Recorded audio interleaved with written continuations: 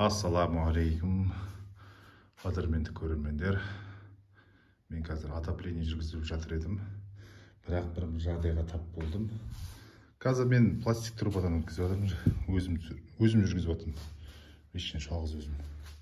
Ол адамның қолынан келетін нәрсе, бір адамның да қолынан келеді, екі адамның қолынан келеді.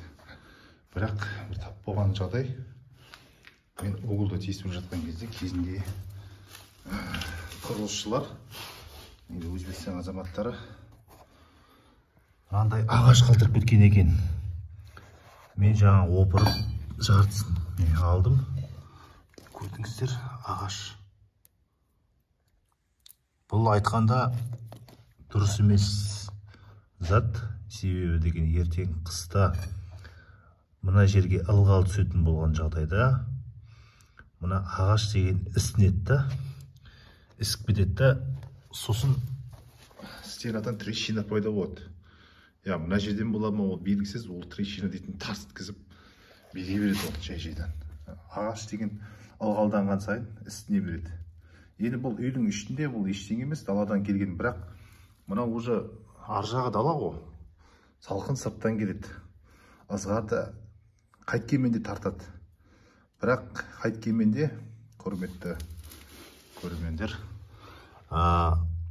мынандай қалдырмаған жөнді, қалдырмаған жақсы. Себебі деген мынандай бір ағаш салып кетсең екен, бір жөнді, мындай шөп сияқты, болмаса былай қыстырып кетсең қасына, ол ештеңе емес.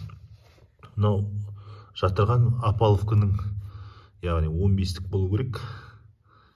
15-тік емес, жақсы 10-дық дей қойық.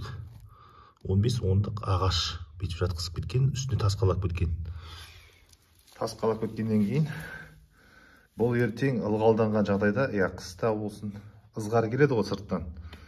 Соны ызғарды тартып алады да өзіне ісіне береді ол деген.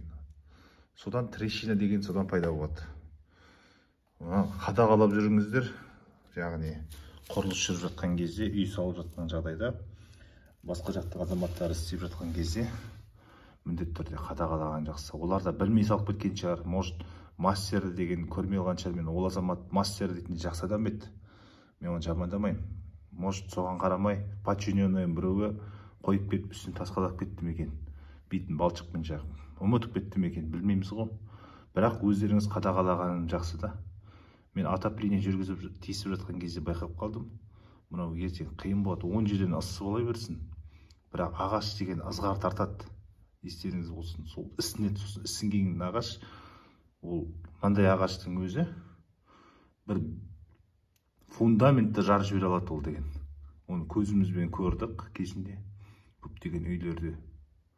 Сол қадағалап жүргеніңіз абзал да.